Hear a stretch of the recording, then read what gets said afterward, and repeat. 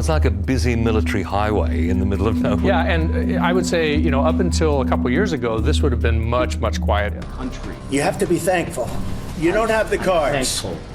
Donald Trump has already withdrawn security guarantees for America's allies in Europe. So we do a lot of ship tracking. We try to keep up with where China is deploying. In particular, China is deploying its maritime militia in China in and around their large base at Mischief Reef here.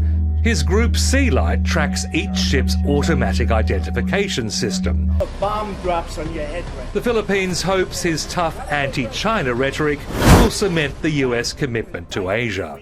Walls of seawater hammer the deck of a small Philippine resupply ship, caught beneath the blast of a Chinese Coast Guard cutter. It's not random aggression, it's a calculated strike in the gray zone, one meant to disable without firing a shot. What line did China just cross at Scarborough Shoal? And how does this single burst of water redefine the threshold between harassment and open conflict? Before we move on, I'd like to ask you a small favor. If you appreciate this content, please take a second to like this video and subscribe to the channel. Over 98% of you watch the videos without subscribing. It costs you nothing, but it makes a huge difference to us. So, did you click the subscribe button? Great! Thank you so much. Now, back to the video. The sea was calm until Cutter 3301 advanced. Then the horizon vanished under a wall of spray. A blockade that once relied on slow maneuvers and scripted radio warnings now shifted into direct disablement. For years, Chinese Coast Guard crews had followed a set rhythm: shadow, block, order to depart. That rhythm broke the moment high-pressure water cannons came online. The BRP Datu Cabello took the hit at short range. Jets of water slashed across her bow, sweeping crew from their footing and hammering exterior sensors. It looked like a storm, but it was precision fire designed to cripple. A burst like that can drown radar units, flood engine intakes, and blind navigation lights. No bullets, no explosions, just hydraulic pressure doing a soldier's work. Meanwhile, a dark silhouette lingered on the radar edge. A PLA Navy warship maintained parallel course, silent but close enough to count as overwatch. That positioning turned a law enforcement action into joint presence. It implied coordination, signaling that the Coast Guard wasn't operating alone but under the umbrella of naval protection. For any captain watching, that changed the risk level instantly. Timing made the message sharper. The strike coincided with a multilateral drill off Philippine waters, a day when Allied navies demonstrated coordination.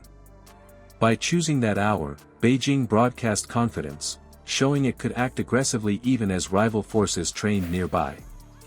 Each wave of spray became both tactic and statement. Manila's cameras. A bomb drops on your head. The Philippines hopes his tough anti-China rhetoric will cement the US commitment to Asia. You have to be thankful. You don't have the cards. Donald Trump has already withdrawn security guarantees for America's allies in Europe. He now runs a maritime monitoring unit at Stanford University. Caught it all, surf and shouting framed against gray water.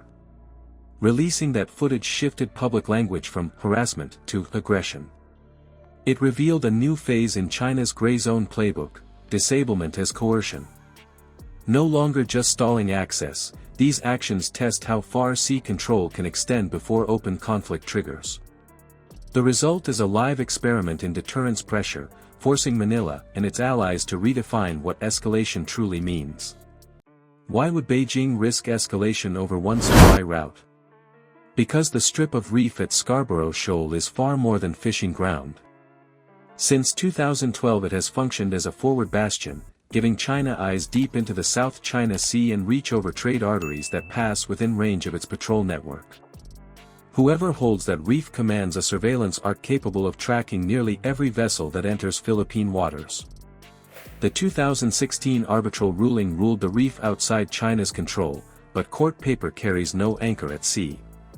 There is no patrol that enforces international law in that stretch of water, only whoever has the hulls to stay put.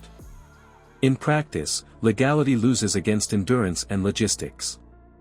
Beijing's permanent guard turned the ruling into an empty symbol while the shoal itself evolved into an outpost for projecting presence. This is gray zone warfare in its purest form. This is Chinese Naval Warship 552. So it's like a busy military highway in the middle of nowhere. Yeah, and I would say, up until a couple years ago, this would have been much, much quieter. This is all the Philippines' legal exclusive economic zone.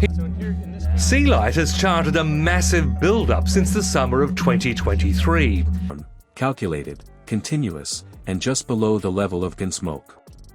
China blends its Navy, Coast Guard, and maritime militia to act as layers of deterrence. Each layer masks the next: fishing trawlers that report movement, white-hulled cutters that enforce exclusion, and gray warships waiting just beyond radar range. It's a structure built to deny access without firing. Yet Manila continues to push supply runs toward that same reef. Crews face spray, blocked paths, and repeated orders to withdraw. Their persistence has become operational endurance, proof that smaller fleets can still contest space through resolve and public transparency. Behind them stand partners calculating every move. The US, Japan, and Australia conduct parallel patrols and joint drills such as Exercise Sama-Sama 2024, a show of coordination that Beijing reads as encirclement pressure. Violating China's terror airspace. Leave now. Leave immediately. That records and publicizes Chinese ship movements in the disputed areas.